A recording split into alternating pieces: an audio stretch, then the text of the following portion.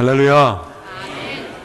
우리 계속해서 야고보서를 통해서 말씀을 나누고 있는데요. 야고보서는 우리가 믿는다 하고 선포하는 것과 우리가 참 믿음을 소유하고 있는 것과는 차이가 있다는 사실이고, 또 계속 말씀하는 것은 내가 믿는다고 한다면 그것이 나의 행동에서, 나의 언어에서, 나의 삶에서 나타나야 한다는, 그것이 바로 지혜로운 삶이다 라는 것을 계속 말씀하고 있는 것입니다. 그 지혜로운 삶이란 내가 가지고 있는 이 지식을 가지고 내가 모든 관계 속에서 하나로 연결시켜주는 것이라고 우리가 지난주에 말씀했습니다. 그래서 화평케 하는 것이 참 지혜로운 것입니다. 그래서 안 맞는 것을 서로 맞게 하는 것, 그래서 조화를 이루는 것이 참 지혜로운 것이다, 그러한 말씀을 나눴습니다. 그래서 일률적으로 내가 집에 있든 내가 직장에 있든 내가 교회에 오든 어디 있든 다 우리가 일률적인 그런 하나된 그러한 생활을 하는 것이 중요하다, 이렇게 우리가 말씀을 나눴습니다.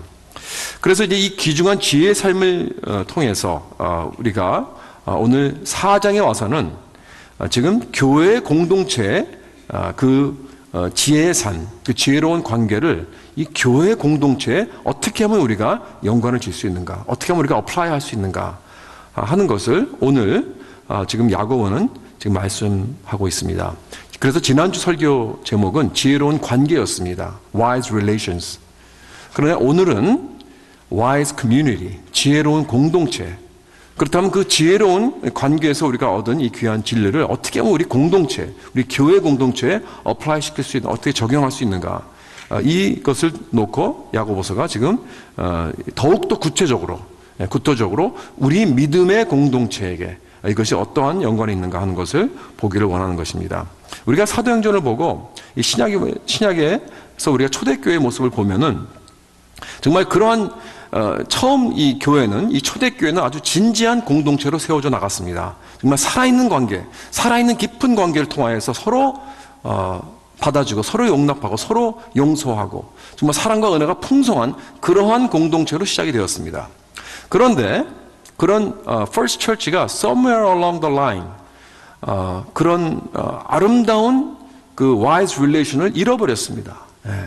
그래서 뭔가 좀 이렇게 흐트러지고 뭔가 그 공동체를 파괴하는 그러한 모습을 야고보가 본 것입니다.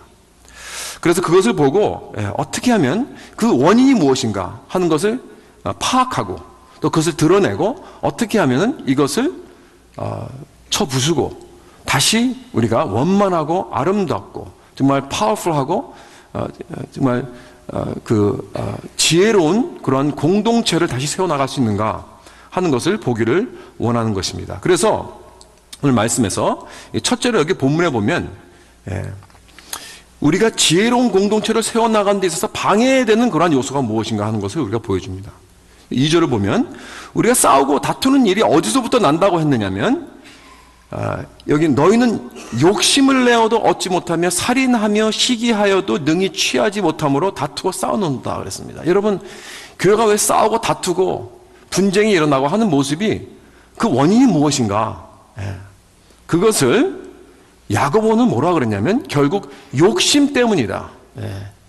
우리의 어떤 그 개인적인 evil desire, 우리의 강한 욕심 때문이다. 그런 거예요. 그래서 이 내 자신만을 위한, 내 자신만을 즐겁게 하기 위한 그런 삶, 내가 편한 것, 내가 즐거워하는 것, 내가 모든 걸 컨트롤하고 나의 필요를 채우고 하는 이러한 욕심, 이러한 욕구가 다른 사람들의 니드를 채우는 것보다 더 중요하기 때문에 일어나는 일들이라는 거예요. 결국은. 여러분, 이 세상에는 결국은 두 가지 방법으로 살아가고 있습니다. 모든 사람들이. 그러니까 한 사람은 내 인생은 나를 위한 삶이에요. 나를 위한 삶을 위해서 살아갑니다. 다른 사람은 내 인생을 너를 위한 삶, 남을 위한 삶. 이 두 가지로 살아가고 있습니다. 여러분, 우리가 매일 아침 일어나면서 우리에게 하나님은 기회를 주십니다. 우리의 건강을 통하여, 우리의 시간을 통하여, 내가 가진 여러 가지 능력을 통하여, 권력을 통하여, 어떤 인플루언스를 통하여 나에게 기회를 주십니다. 이런 여러 가지 많은 수많은 opportunity와 기회가 있는데 이것을 가지고 내가 나만을 위해서 살아가겠는가? 예. 나의 즐거움과 나의 해피네스만을 위해서 살아가느냐? 아니면 내가 너의 필요, 너의 즐거움, 너의 해피네스를 위해서 내가 살아가느냐 하는 것은 나의 초이스입니다. 예. 지금 여러분, 나는 좀 누구를 위해서 살아가고 있는가? 이 삶을. 제가 요즘, 손녀 이야기 자주 해서 죄송합니다. 예. 처음 손녀를 보다 보니까, 자꾸 생각이 나요. 자꾸 생각이 나더라고요. 그렇죠? 자꾸 생각이 나요. 그러니까 설교 준비할 때도 이렇게 생각이 나는 거예요. 근데 제가 오랜만에 이 어린아이, 깐난아이가 이게 자라나는 그 모습을 보면서 그 엄마 아빠를 보는 거예요. 엄마 아빠를 보니까 완전히 그 아이가 난 후부터는요, 완전히 자기 인생들을 완전히 희생하더라고요. 날 때부터, 뭐 직장도 중단하고, 정말 모든 자기의 그 모든 에너지와 시간과 이 모든 관심과 사랑을 다 그 아기에 부어 넣는 거예요. 그 모습을 보면서 이 깐난아기는 그 엄마 아빠의 그런 전적인 희생이 없이는 살아갈 수 없구나, 존재할 수 없구나 하는 거 다시 새삼 느끼게 된다는 것입니다. 심지어 할머니 할아버지까지도 이렇게 희생을 시키는, 뭐 할아버지는 maybe not so much, 할머니는 더 그러는 것 같아요. 할머니 할아버지가 좀 이상하네요. 그런데 정말 그러면서 우리 자신도 그래요. 우리 아이들을 키울 때 참 그런 생각이 나더라고요. 정말 그렇습니다. 우리가 갖고 싶은 거 갖지 못하고, 우리만의 시간을 갖지 못하고, 정말 모든 걸 다 우리 아이들을 중심으로 이렇게 해 나갔잖아요. 다 희생하고, 그러면서 헌신합니다. 그래서 넉넉한 거 다 포기하고, 나만이 즐길 수 있는 시간 이제 굿바이 하는 거예요. 아기가 태어난 후로부터는. 그래서 이제는 아이들이 다 성장하고 출가하고 이제 우리 부부만 남게 되니까 이제야 조금 이제 우리들만의 시간을 좀 갖게 되더라고요.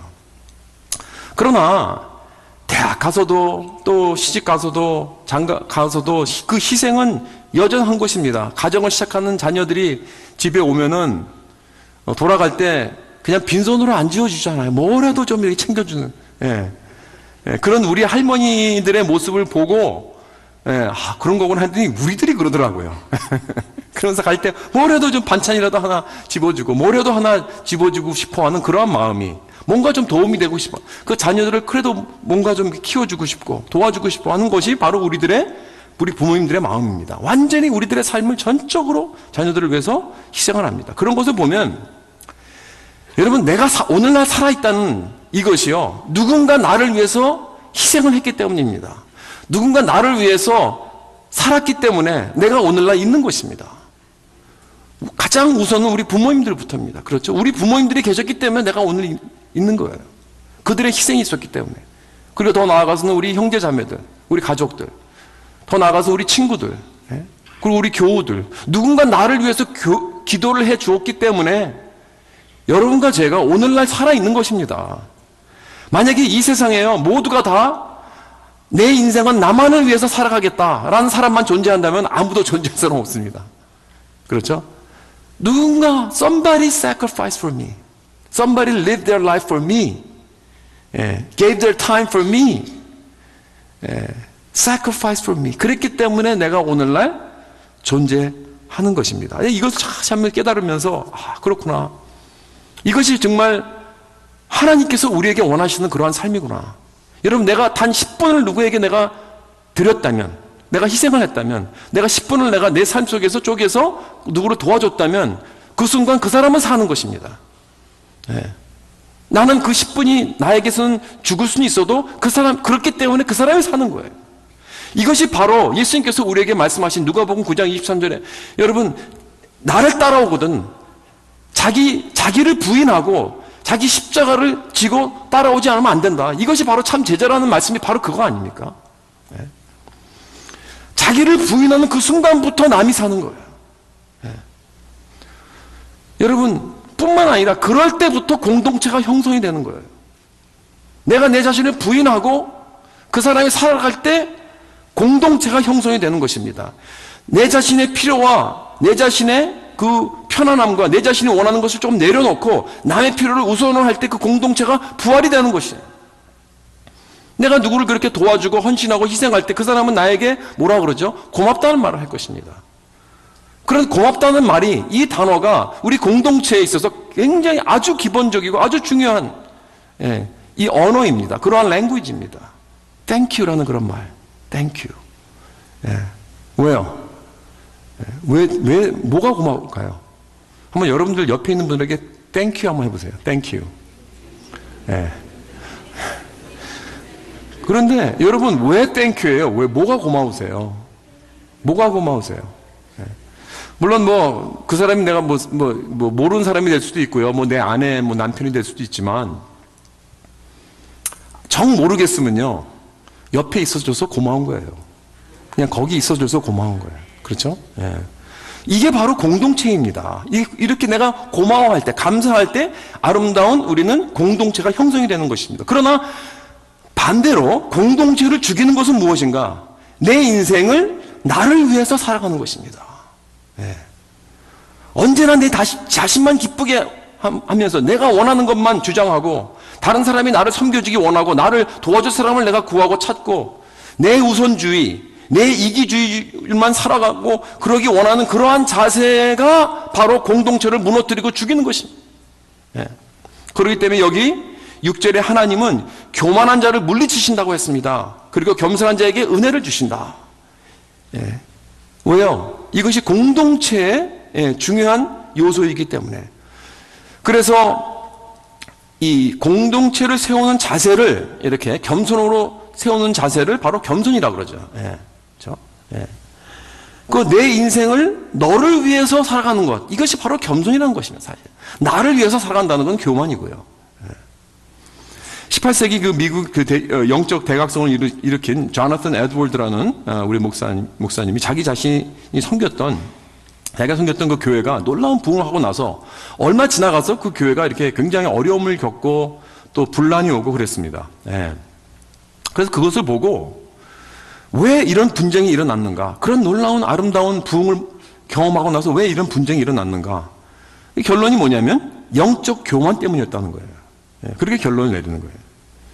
근데 그것이 그 교회뿐만이 아닙니다. 오늘날 모든 교회가 다 마찬가지입니다. 그 교회가 하나가 되지 못하고 커뮤니티를 이루지 못한다면 그 이유는 무엇일까? 분쟁이 일어나고 서로 다투고 서로 자꾸 갈라지고 하는 그 이유가 무엇일까? 그것은 영적 교만 때문이라는 거예요. 결론은. 그래서 그것을 6가지로 이렇게 그 리스트를 했어요. 그분이. 도대체 영적 교만은 어떠한 모습인가? 이 조나선 에드워드가 6가지로 정리를 했는데 한 번씩 보면서 여러분들 한번 내 자신을 한번 이렇게 이배알리를 한번 해보면 좋겠습니다. 내가 정말 이것이 내가 영적으로 교만한 사람인가 아니면 겸손한 사람인가?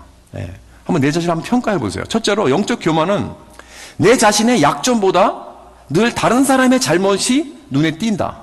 더 잘 띈다. 잘 보인다. 반대로 영적 겸손은 남의 잘못보다는 내 자신의 잘못을 잘 깨닫는다. 두 번째로 영적 교만은 다른 사람들의 잘못을 말할 때 경멸하고 멸시하면서 하지만 겸손한 사람은 다른 사람의 잘못을 말할 때 오직 근심과 긍휼로 말을 한다. 그다음에 세 번째, 영적 교만은 나를 비판하는 사람에게 멀어지려고 하지만 영적 겸손은 그러한 사람에게까지도 어떤 어려운 관계 속에서 그 관계를 유지하려고 노력한다. 즉 그 관계를 기법하지 않는다는 거예요. 네 번째는 이거 좀 긴데요. 설명을 좀 해야 됩니다. 영적 교만은 자기 자신이 믿고 있는 것에 대한 주장이 강하고 독단적이고 확신이 있지만 무엇이 근본적이고 무엇이 사소한 것인지 구분할 줄 모른다. 이걸 영어로 dogmatic이라고 그래요. dogmatic. 그러니까 중요하지 않는 것, 비본질적인 것들은 그것들도 마치 본질적인 모양 아주 강하게 주장하는 거예요. 그래서 교만한 사람은 자기가 믿고 주장하는 것은 다 중요하다고 생각해요. 반대로 겸손한 사람은 자기가 믿고 알고 있는 것이 틀릴 수 있고 중요하지 않을 수 있다라는 그런 열린 마음을 가지고 있습니다. 그리고 무엇이 본질이고 무엇이 비본질인지 구분하여서 중요하지 않은 것, 사소한 것, 부수적인 것들은 그냥 넘어가. 예. 그거 가지고 그냥 가 그러지 않고 그거 본질적인 것은 물론 꼭 붙잡죠. 예. 다섯 번째, 교만한 사람은 사람들과 대면할 때 이기길 좋아합니다. 예. 그거 싸우기 좋아하고, 아니면 아예 비판받기 싫어서 절대로 대면을 하지 않는다. 예. 이게 교만한 사람입니다. 그러나 반대로 겸손한 사람은 꼭 필요할 때만 겸손하되, 대면하되 겸손하게, 친절하게, 사랑으로, 예. 그 사람을 위해서. 그 다음에 마지막 여섯 번째로, 교만한 자는 어려움을 만날 때, 힘들 때, 인생이 자기 마음대로 잘 되지 않을 때 자기가 불행하고 슬프다고 생각하고 자기 연민을 합니다. 셀피를 하는 거예요. 예. 그걸 우리말로 뭐라 그러죠? 신세타령이라고 그러죠. 신세타령. 예. 근데 그 이유는 내 인생은 이렇게 돼야 돼 라고 자기는 안다고 생각해요. 예. 그런데 안 되니까 그게 막 화가 나는 거죠. 예. 그러나 반대로 겸손한 사람은 자기 인생에는 아무 좋은 것을 받을 자격이 없다. 오직 하나님의 은혜로 사는 것이 바로 나의 인생이다 라고 생각합니다. 그리고 자기 인생에 무엇이 좋은 것인지 난 잘 모른다. 그러니까 결론적으로 겸손한 사람은 어려움을 만나도요, 자기 자신이 불행하다고 생각하지 않습니다. 자기 연민을 하지 않습니다. 셀피리 하지 않아요. 하나님의 은혜로 사는 거기 때문에. 여러분 어느 쪽입니까? 나는 영적으로 교만한 사람입니까? 아니면 여러분 나는 영적으로 겸손한 자입니까? 지금 말씀드린 이 6가지를 정리한다면 하나님 앞에서 겸손한 사람은요, 다른 사람 잘못을 지적하는 말 하는 거 잘 하지 않아요. 더디합니다. 그러나 말을 정해야 된다면 부드럽게 경의를 표하며 친절하게 하고 경멸하거나 무시하는 것으로 하지 않아요. 어려운 관계 속에서도 나를 핍박하고 나를 공격하는 사람에서도 기법하지 않습니다. 그 관계를 옆에서 계속 그 관계를 지켜줍니다. 그리고 독선적이지 않아요. 융통성이 있습니다. 무엇이 정말 중요한 것이고 무엇이 이렇게 중요하지 않은 것인지 구분할 줄 알아요. 어려움을 만나도 자기 자신을 연명하거나 비참하게 생각하지 않습니다. 여러분 이런 사람이 내 인생을 너를 위해서 사는 사람입니다. 겸손한 사람. 사랑하는 성도 여러분, 이렇게 정말 겸손하게 내 인생을 너를 위해서 사는 사람이 되어서 지혜로운 우리 CMC 공동체를 세워나가는 저와 여러분 될 수 있기를 주님의 이름으로 축원합니다. 자, 이제 설교 끝났으면 좋겠죠. 조금 시간이 남았어요. 끝났으면 좋겠는데 조금 시간이 좀 남았네요. 여러분 이렇게 겸손한 자, 내 인생을 너를 위해서 사는 것, 이 얼마나 참 아름다운 삶인지 모르겠어요. 그렇죠? 지혜로운 삶은 아름다운 삶이라고 그랬죠. 그런데 반대로 인생을 내 자신에 포커스하게 되면 좋은 결과가 나올 수가 없습니다. 이 교만감이 바로 공동체를 망하게 하는 것입니다. 반대로 건강한 공동체를 세우는 것은 겸손으로 들어가야 되는데 우리가 어떻게 하면 이 겸손을 세울 수 있을까요? 우리 가운데. 여러분 우리 가운데 나는 겸손한 사람입니다 라고 생각하는 사람이 있습니까? 만약 그런 사람이 있다면 그 사람이 교만한 사람이에요. 그래서 우리는 다 이런 이 겸손 문제가 있어요. 교만 문제가 있고. 그래서 근데 여러분 참 우리가 겸손이라는 걸 생각할 때 잘못 오해할 수 있어요. 왜냐하면 우리가 겸손이라는 이 이미지를 많은 경우 우리가 오해를 하고 있다는 거예요. 이걸 좀 풀어야 할 그런 필요성이 있습니다. 여기 6절, 7절을 보세요. 6절, 7절 보면 하나님이 교만한 자를 물리치시고 겸손한 자를 은혜를 주신다고 했습니다. 그리고 그런즉 너희는 하나님께 복종할지어다. 그렇게 말씀하셨는데 그리고 나서 뭐라 그러셨습니까? 그 다음에 마귀를 대적하라 그러셨어요. Resist the devil. Fight the devil. 막 그러는 거예요. 여러분 지금 믿는 사람들에게 겸손하라고 하시고 하나님에게 복종하라 그런 다음에 그런 하나님에게 겸손하고 복종하고 이런 사람은 마귀와 싸우는 자다. 마귀를 리지스트하고 마귀와 대적하는 자다. 이렇게 말씀하시는 것을 볼 때 여러분 이건 조금 이상하네. 뭐 맞지 않네. 겸손한 사람은 우리가 생각할 때 늘 좀 이렇게 쭈빗쭈빗하고 소극적이고 얌전하고 뭔가 자신이 없고 그렇죠? 뭐 두려움이 많고 좀 이런 사람이라고 우리 항상 생각하잖아요. 그런데 성경은 그렇게 말하지 않아요. 여러분, 성경은 겸손하다면 용감하다는 거예요. 마귀와 싸울 줄 아는 사람이란, 여러분, 세상에서 마귀와 귀신과 싸우는 사람, 마귀와 귀신 두렵지 않고요, 막 싸우는 이런 사람이 제일 무서운 사람 아닙니까? 귀신 잡는 해병대라 그러잖아요. 그게 뭐예요? 제일 용감하고 두려움 없이 막 싸울 수 있는 그러한 군인, 이 살벌한 이 해병대를 보고 귀신 잡는, 여러분, 이렇게 성경은 바로 이렇게 무시무시하고 이런 마귀라도 싸울 줄 아는, 대적할 줄 아는 그런 사람이 바로 겸손한 사람이라고 합니다. 여러분, 하나님께 복종하고 비겁하지 않아요. 도망가지 않습니다. 겸손한 사람은 그저 수줍은 자가 아닙니다. 성경에서 가장 겸손한 자가 누구라고 그랬죠? 구약에 모세. 그렇잖아요. 온 지면에 가장 온유하고 겸손하다 그랬어요. Most humble person in the whole world, on face of the earth, that's Moses. 그랬단 말이에요. 그럼 여러분, 이 모세가 도대체 어떤 사람이길래, 뭘 했길래 이렇게 겸손하다 그럴까? 여러분, 모세가 그 바로 왕 앞에서 딱 가가지고 뭐라 그랬어요? Let my people go. 내 백성을 풀어줘라, 놔줘라, 돌려달라, 막 이랬잖아요. 여러분, 그 당시에 가장 큰 나라, 가장 강한 나라가 애굽 아닙니까? 가장 잘 살고 가장 강한 나라가 애굽입니다. 그 나라의 그 히브리 사람들은 노동력이었어요. 그 노예들이. 이거는 이 경제력입니다. 경제력. 그렇죠? 그러한 이 많은 이 히브리 이 2밀리언이나 되는 이 경제력을 지가 뭔데?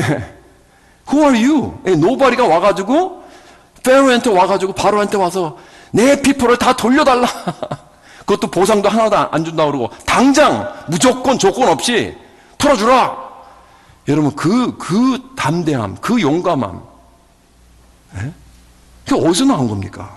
여러분, 다시 말해서 여러분, 모세가 온 지면에서 가장 겸손함에도 불구하고 이런 용감하고 담대한 모습을 보여준 게 아니고요, 그는 온 지면에서 가장 겸손했기 때문에, 그랬기 때문에 바로왕 같은 그런 무서운 사람들 앞에서도 무서워하지 않고 내 백성을 돌려달라고 그렇게 말한 것입니다. 왜냐하면 참 겸손이란 내 자신을 비하하는 것이 아니라, 참 겸손이란, 여러분 잘 들으세요, 내 자신을 그냥 비하하는 게 아니라요, 내 자신을 덜 생각하는 거예요. 내 자신에게 초점을 덜 맞추는 거예요. 내 자신을 좀 더 덜 생각하는 거예요. 여러분, 반대로 교만은 늘 내 자신을 더 생각하고 내 자신에게 더 초점을 맞추고 내 자신만 생각하는 것이 교만이고요.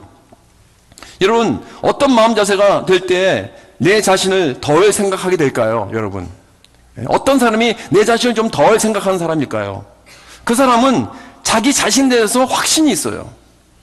자기 자신이 얼마나 가치스러운 것인가 확신이 있어요. 여러분, 그런데 뭐 내가 뭘 잘났기 때문에가 아니에요. 나의 모든 능력이나 내가 뭐 이룬 무슨 어떤 업적 때문에 내가 잘났다고 해서 나에게 자신 있는 게 아니고, 하나님이 나를 어떻게 보시는가? 하나님이 나를 보시는 그 가치성 때문에 거기에 의존해서 나는 자신이 있는 거예요.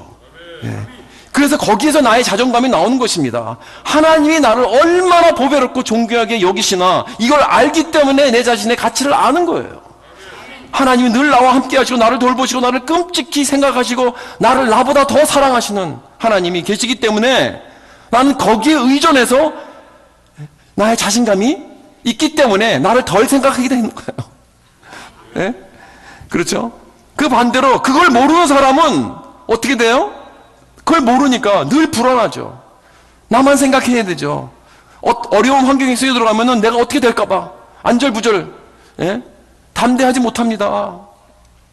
오히려 남을 생각할 수 있는 그런 여유는 없고요. 나만 그냥 생각해야 되잖아요. 불안하니까. 그러나 이러한 확신이 있는 사람은, 이 놀라운 진리를 아는 사람은 아무리 어려운 환경 속에서도 나를 생각하는 것이 아니라 남을 더 생각하게 되는 것입니다. 사랑하는 성도 여러분, 하나님이 나를 더 생각한다는 것을 아는 사람은 겸손한 사람입니다. 그러니까 겸손한 사람이 더 용기를 낼 수 있는 것입니다. 그렇기 때문에 누가 나를 해롭게 하고 나에게 손가락질하고 나를 비판하여도 그 사람은 너그럽게 받아주고 용서할 수 있어요. 그렇죠? 그러니 이런 사람은 얼마나 자신감이 있습니까? 그러니까 이렇게 겸손과 은혜는 같이 가는 거예요. 겸손과 긍휼은 같이 가는 것입니다. 그래서 겸손한 사람은 더욱더 긍휼이 베풀 수 있는 것입니다. 더 관대할 수 있고 더 용서할 수 있고 더 용기가 더 많은 거예요. 그러나 반대로 교만한 사람은 내면적으로 자신감이 없으니까 잘 삐져요. 누가 나 알아주지 않았다고, 누가 날 고마워하지 않았다고 늘 감정이 상합니다. 앞으로 어떻게 될까 봐 두렵고, 누가 나를 어떻게 볼까 봐 불안하고, 늘 다른 사람이 뭐라 그럴까 그게 신경이 쓰이는 거예요. 누가 한마디 하면 그냥 좌절하고 슬퍼하고 화가 나고 흔들리고. 그러나 겸손한 사람은 침착합니다. 부정적이고 반대의 소리가 있다 하더라도 인내합니다. 좌절하지 않습니다. 흔들리지 않습니다. 겸손한 사람은 하나님의 일을 할 때 반대 세력을 보면요, 여러분 좌절하지 않습니다. 왠지 아세요? 하나님의 일은 나에 대한 것이 아니라는 걸 알기 때문에. It's not about me. 난 지금 하나님의 일을 하고 있잖아. 그리고 그 세력을 반대하는 것은 예수님께서 뭐라고 했어요? 세상이 너를 미워하면 너를 미워하는 게 아니다. 나를 미워하는 것이다 그랬어요. 그러니까 내가 하나님의 일을 하다가 어려움과 반대 세력을 만나면 저 사람들이 나를 반대하는 거, they don't take it personal. 이건 하나님의 일이니까 반대하는구나. 여러분 성경을 보세요. 성경의 모든 하나님의 종들을 보세요.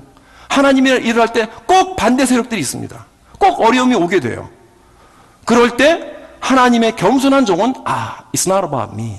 나에 대한 것이 아니구나 하고 그 어려움을 극복하고 인내하여 꼭 하나님의 뜻을 이루는 그러한 역사를 하게 되는 줄 믿으십니다. 여러분 바울이 로마서 8장에 보면 그랬어요. 하나님이 우리를 위하여 누가 우리를 대적하리요.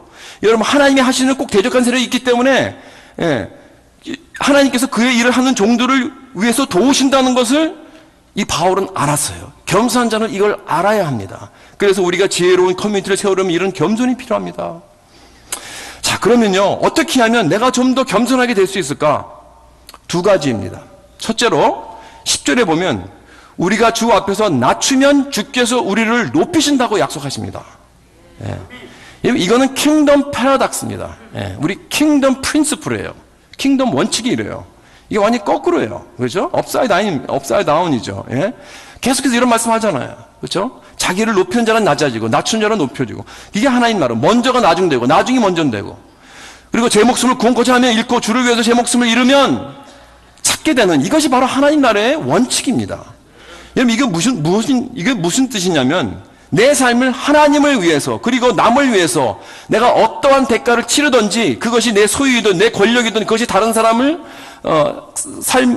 위해서 주고 내가 버리고 내가 죽으면 내가 30배, 60배, 100배로 더 큰 삶을 얻게 된다는 것입니다. 이것을 예수님께서 약속하셨어요. 마가복음 10장 29절에 예수님께서 이렇게 말씀하셨습니다. 나와 내 복음을 위하여 집이나 형제나 자매나 어머니나 아버지나 자식이나 전토를 벌인 자는 현세에 있어 집과 형제와 자매 어머니와 자식과 전토를 100배나 받되 내세의 영생을 못 받을 자가 없느니라 그랬습니다. 그러나 내가 내 권력을 붙잡고 내 편안함을 붙잡고 내 것을 붙잡고 다른 사람을 나는 섬기기 원치 않아. 하나님까지도 원치 않아. 그리고 다른 사람이 나를 섬기기 원해. 그러면서 내 인생을 나를 위해서 살아간다면 그 인생은 하나님을 기쁘시게 하는 삶이 아니라 오히려 사탄을 기쁘게 하는 삶이고, 계속해서 사탄이 원하는 그런 사람으로 변화되어 가고 있고 그 목적지로 가게 되는 것입니다. 그 자체가 죽음이요 지옥입니다. 내 삶을 챙기고 참는 줄 알았는데 결국은 다 잃어버리는 거예요. 이것이 바로 성경에서 계속 말씀하는 진리 아닙니까? 여러분, 죄란 내 삶을 내가 사는 것입니다. 내 인생은 내가 살아가는 것이다. 내 마음대로 아무도 섬기는 것이 아니고, 모든 사람들이 나를 섬겨주도록 될 수 있는 대로 그렇게 하고 내가 컨트롤하면서 내 것이다. 나를 위해 살아간다. 우리 모든 인간은 다 이렇게 살아왔습니다. 그런데 하나님께서 어떻게 하셨습니까? 내 인생을 너를 위해서 살아가는 그 본을 보여주셨어요. 어떻게 해요? 독생자 예수 그리스도께서 오셨습니다. 예수 그리스도의 삶이 바로 궁극적으로 그런 삶입니다. 가장 겸손한 삶, 모든 영광과 모든 권력과 모든 지위를 다 버리시고 이 땅에 내려오셔서 너를 위하여, 나를 위하여, 우리를 위하여 다 주셨습니다.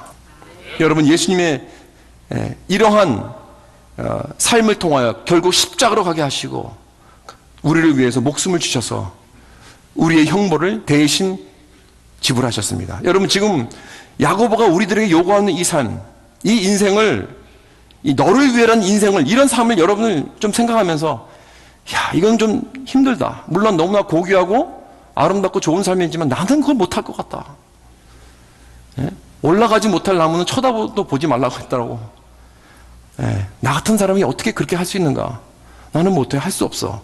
라고 여러분 혹시 그런 좀 이렇게 좀 디스커리지가 되십니까? 그런 분 계세요? 예.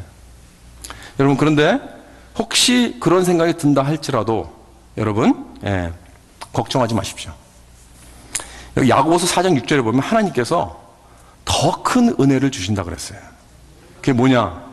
여기 지금 6절부터 10절에 나오는 이 겸손한 삶, 내 삶을 너를 위해 사는 이 삶은 이미 예수님께서 다 살아주셨습니다.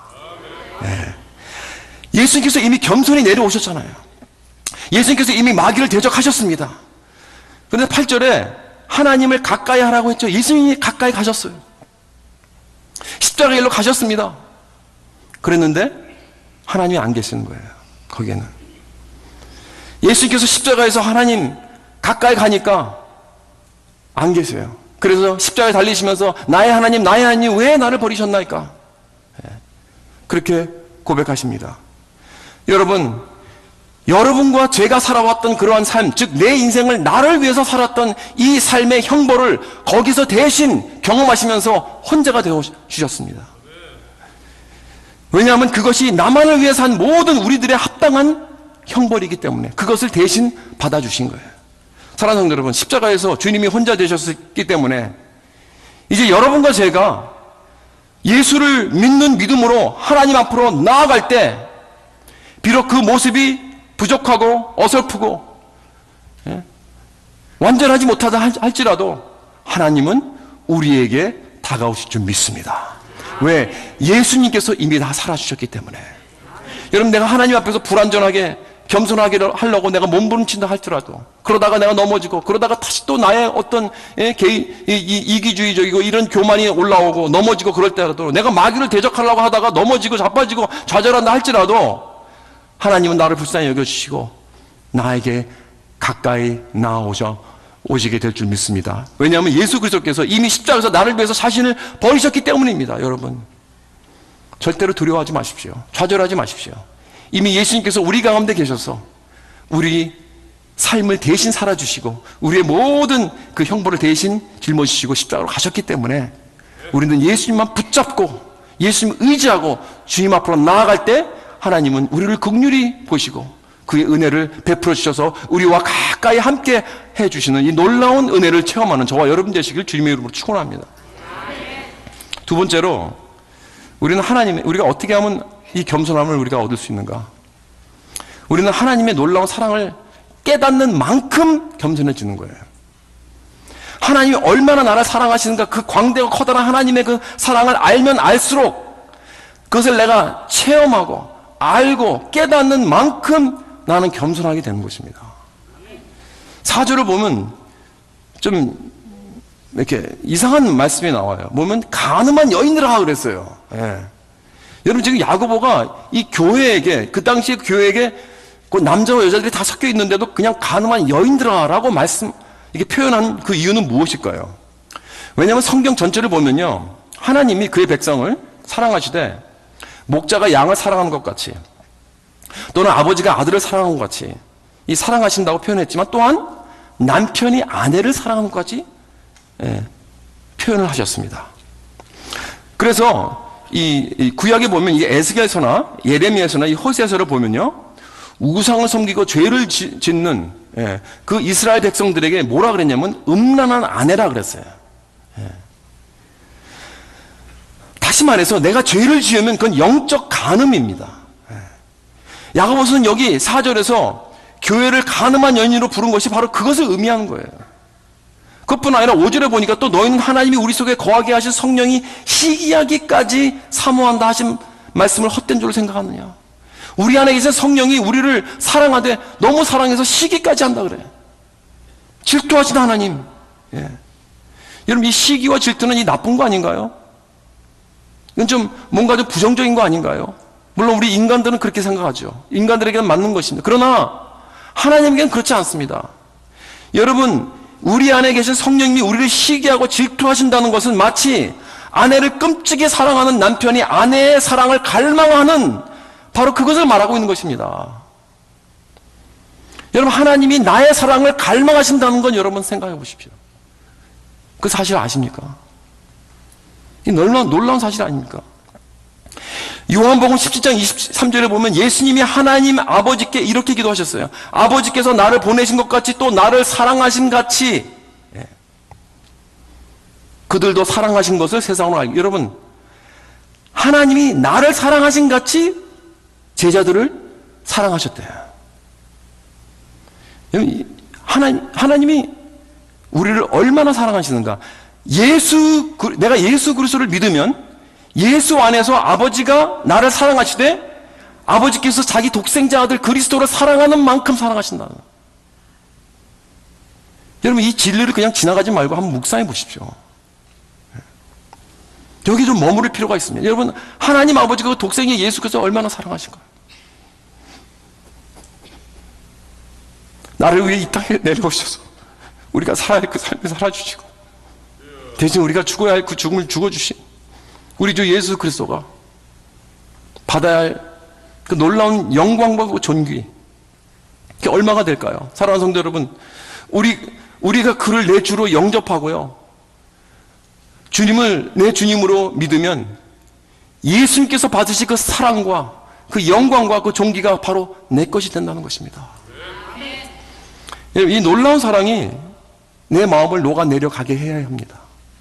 저는 지난 35년 전에 이 놀라운 사실을 깨닫고 나서 every time 이 놀라운 이 하나님의 사랑의 말씀을 내가 다시 한번 묵상할 때마다 견딜 수 없는 밀려오는 하나님의 사랑, 어떻게 할 줄 모르겠어요. 여러분, 이 놀라운 사랑으로 내 마음이 녹아지지 않으면 안 됩니다. 여러분, 이것이 바로 우리의 영적 소유입니다. 사랑하는 여러분, 이런 놀라운 사랑과 보배가 있는데 여기에 이기심이 어떻게 있을 수 있겠습니까? 대심판장이 나의 모든 죄를 다 이렇게 지워버리셨는데, 여러분, 왜 내가 늘 이렇게 센시티브하고 방어적입니까? 누가 뭐라고 했다고 왜 좌절합니까? 왜 포기합니까? 여러분, 왜 이렇게 우리가 신경이 예민합니까? 온 우주의 왕이 나를 이렇게 존귀하게 여기고 사랑하시는데, 보배롭게 생각하시는데, 여러분, 무엇이 우리가 부족합니까? 왜 자꾸 우리는 마음이 상합니까? 사랑하는 성도 여러분, 우리는 너무나 많은 걸 받았기 때문에 우리는 후하게 줄 수 있습니다. 우리는 용서할 수 있습니다. 사랑하는 성도 여러분, 주 안에서 낮추십시오. 겸손하십시오. 그럼 하나님께서 그것을 통하여 우리 아름다운 교회를 지혜로운 교회로 만들어 주실 줄 믿습니다. 그리고 저와 여러분들을 높여 주실 줄 믿습니다. 기도하겠습니다.